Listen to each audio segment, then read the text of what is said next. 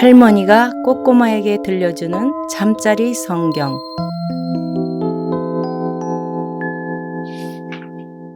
꼬꼬마야, 하나님 말씀 들으며 잘 자렴. 마태복음 17장. 그리고 6일 후에 예수께서 베드로와 야고보와 야고보의 동생 요한을 데리고 높은 산으로 올라가셨습니다.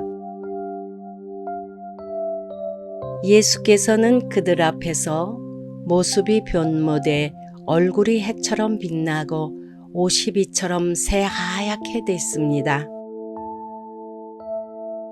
바로 그때 모세와 엘리야가 그들 앞에 나타나 예수와 이야기를 나눴습니다. 베드로가 예수께 말했습니다. 주여, 우리가 여기 있으니 참 좋습니다.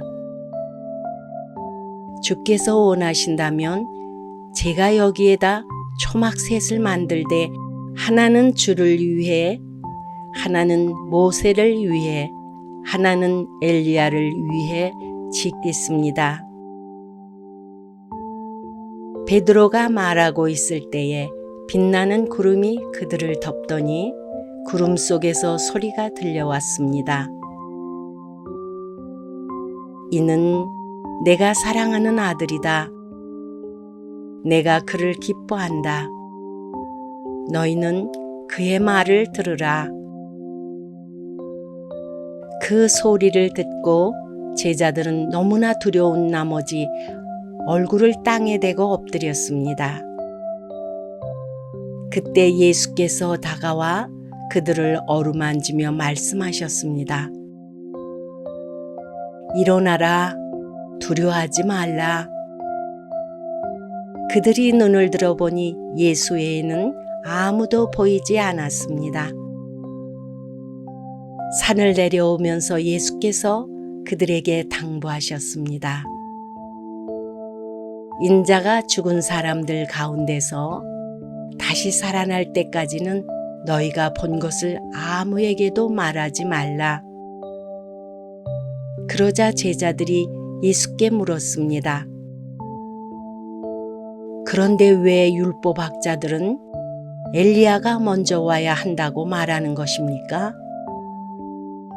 예수께서 대답하셨습니다. 분명히 엘리야가 와서 모든 것을 회복시킬 것이다. 그러나 내가 너희에게 말한다. 엘리야가 이미 왔다. 그런데 그들이 그를 알아보지 못하고 자기들 마음대로 대했다. 이와 같이 인자도 그들의 손에 고난을 당할 것이다. 그제야 제자들은 예수께서 세례자 요한을 두고 하신 말씀인 줄 깨달았습니다. 그들이 사람들에게 오자 어떤 사람이 예수께 나와 그 앞에 무릎을 꿇으며 말했습니다. 주여, 제 아들에게 자비를 베풀어 주십시오. 간질병에 걸려 몹시 고통받고 있습니다. 자주 불 속에 몸을 던지고 물 속에 뛰어들기도 합니다. 그래서 이 아이를 주의 제자들에게 데려왔지만 그들은 고치지 못했습니다. 예수께서 대답하셨습니다. 아, 믿음이 없고 타락한 세대여. 도대체 내가 언제까지 너희와 함께 있어야 하겠느냐? 내가 언제까지 너희를 참아야 하겠느냐? 아이를 데려오너라. 예수께서 귀신을 꾸짖으시자 귀신은 아이에게서 나갔고 바로 그 순간 아이가 나았습니다. 그때 제자들이 예수께 다가와 따로 물었습니다. 어째서 저희는 귀신을 쫓아내지 못했습니까? 예수께서 대답하셨습니다. 너희 믿음이 적기 때문이다. 내가 진실로 너희에게 말한다. 너희에게 겨자씨 한 알만한 믿음만 있어도 이 산을 향해 여기서 저기로 옮겨가거라 하면 옮겨갈 것이요 너희가 못할 일이 없을 것이다. 그들이 갈릴리에 모여 있을 때 예수께서 그들에게 말씀하셨습니다. 인자가 사람들의 손에 넘겨질 것이다. 그리고 그들이 인자를 죽일 것이다. 그러나 인자는 3일 만에 살아날 것이다. 그러자 제자들은 큰 슬픔에 잠겼습니다. 그들이 가버나움에 도착했을 때 이 드라크마의 세금을 걷는 사람들이 베드로에게 와서 물었습니다. 당신네 선생님은 이 드라크마를 안 내십니까? 베드로가 대답했습니다. 내십니다. 베드로가 집으로 들어가니 예수께서 먼저 말을 꺼내셨습니다. 시몬아, 너는 어떻게 생각하느냐? 이 세상의 왕들은 누구로부터 관세와 주민세를 거두느냐? 자기 아들들이냐 다른 사람들이냐? 베드로가 대답했습니다. 다른 사람들로부터 거둡니다. 예수께서 베드로에게 말씀하셨습니다. 그렇다면 그 아들들은 세금이 면제된다. 하지만 그들의 비위를 건드리지 않도록 바다에 가서 낚시를 던져라. 처음 올라오는 고기를 잡아 입을 벌려 보면 1세겔짜리 동전 한 잎이 있을 것이다. 그 동전을 가져다가 나와 네 몫으로 그들에게 주어라.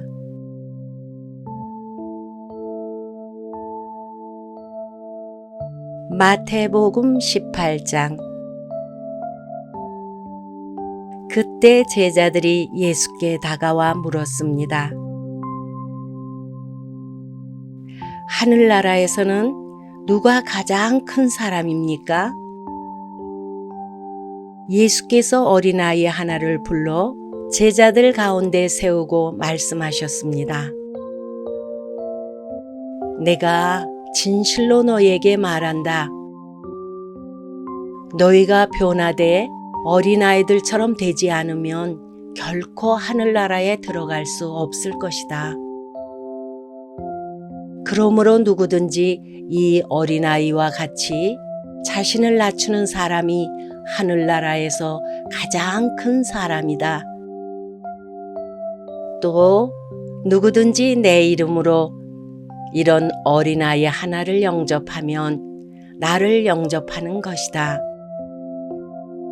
누구든지 나를 믿는 이런 어린아이 가운데 한 명이라도 죄를 짓게 하는 사람은 큰 맷돌을 목에 달아 깊은 바다에 빠뜨려지는 편이 차라리 나을 것이다. 사람들을 넘어지게 하는 일 때문에 이 세상에 화가 있다. 넘어지게 하는 일이 없을 수는 없으나 넘어지게 하는 걸림돌과 같은 사람에게는 화가 있을 것이다.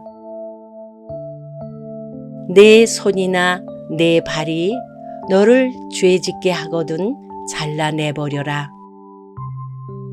두 손 두 발 다 가지고 영원히 타는 불 속에 던져지느니 불구자나 장애인으로 생명에 들어가는 것이 낫다. 내 눈이 너를 죄짓게 하거든 빼내버려라. 두 눈을 가지고 지옥불 속에 던져지느니 한눈만 가지고 생명에 들어가는 것이 낫다. 이 작은 사람들 가운데 한 명이라도 업신여기지 않도록 조심하라. 내가 너희에게 말한다.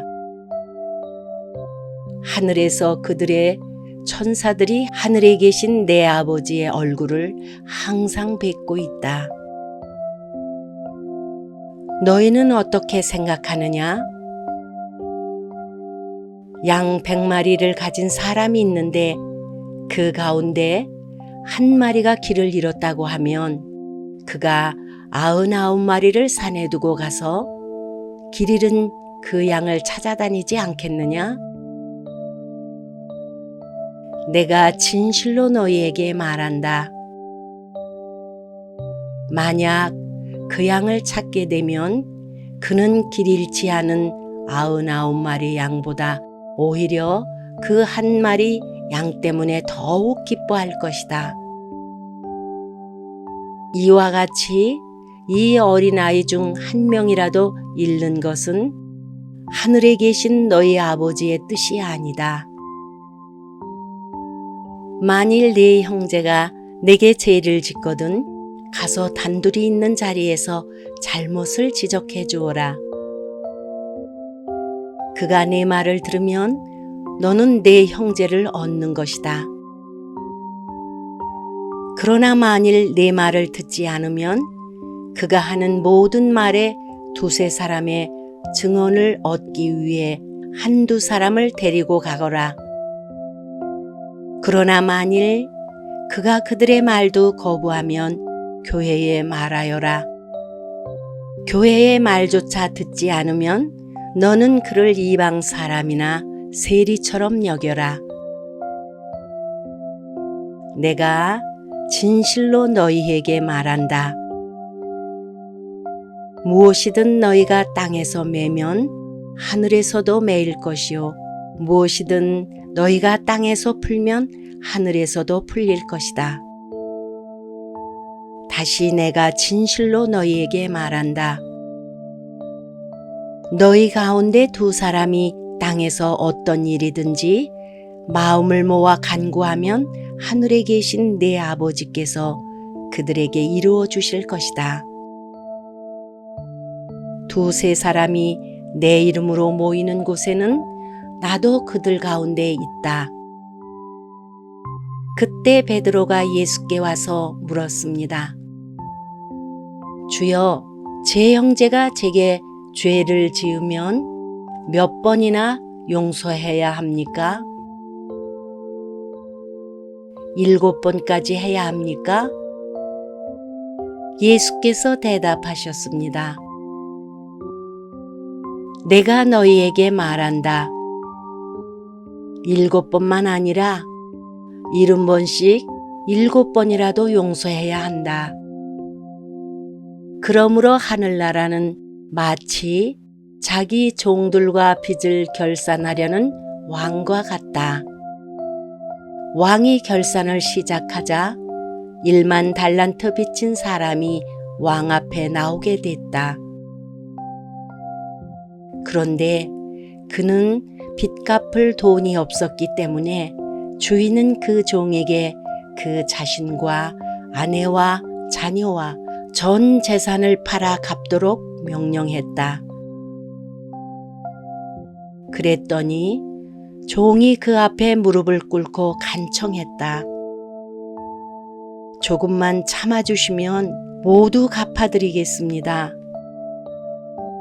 주인은 그 종을 불쌍히 여겨 그를 놓아주고 빚을 없애주었다. 그러나 그 종은 밖으로 나가 자기에게 100데나리온 빚진 동료 종을 찾아냈다. 그는 동료의 멱살을 잡으며 빚진 돈을 갚아라 하고 말했다. 그의 동료가 무릎을 꿇고 애걸했다. 조금만 참아주게. 내가 다 갚겠네. 그러나 그는 참지 못하고 가서 빚을 다 갚을 때까지 동료를 감옥에 가두어 버렸다. 이 일을 본 다른 동료 종들은 너무 기가 막혀서 주인에게 가서 이 일을 낱낱이 일러 바쳤다. 그러자 주인은 그 종을 불러서 말했다. 이 악한 종아, 네가 나에게 애원하기에 내가 네 빚을 모두 없애주었다. 내가 너를 불쌍히 여긴 것처럼 너도 네 동료를 불쌍히 여겼어야 하지 않았느냐? 그 주인은 화가 나서 그 종을 감옥 관리들에게 넘겨주며 빚진 것을 다 갚을 때까지 감옥에 가뒀다. 만일 너희가 진심으로 자기 형제를 용서하지 않는다면 하늘에 계신 내 아버지께서도 너희에게 이와 같이 행하실 것이다.